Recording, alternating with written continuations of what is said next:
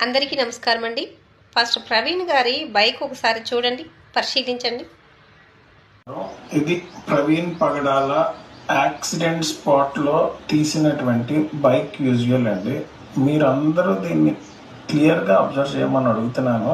ఎందువల్లంటే 70 కిలోమీటర్ల వేగంతో 6 అడుగులు లోయలో పడిపోయింది ఈ బండి. 2 సిగ్నల్ లైట్లు అలాగే ఉన్నాయి. మడ్డగాడికి అసలు ఏ విధమైనటువంటి దెబ్బ తగలలేదు. మెయిన్ గార్డ్కి ఏ విధమైనటువంటి దెబ్బ తగలలేదు. బండికి అయితే ఎక్కడ కూడా సీరియస్ డ్యామేజ్ అయినటువంటి ఆనవాళ్ళు కూడా లేవు.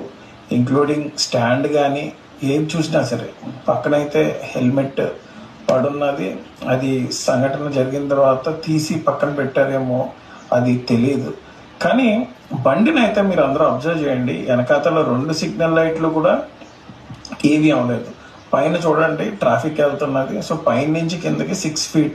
2 సీట్లకి ఏం అవ్వలేదు. సైలెన్సర్కి డ్యామేజ్ అవ్వలేదు. అంటే ఎంతో ఎక్స్పర్ట్ ఆడు అంత కూడా, లేకపోతే అది బైక్ డ్రైవ్ చేసింది ఎవడో తెలియదు, కానీ వాడు ఎంతో ఎక్స్పర్ట్ అయితే కానీ 70 కిలోమీటర్ల వేగంలో బైక్ని ఈ రకంగా దింపడం అంటే చిన్న విషయం కాదండి.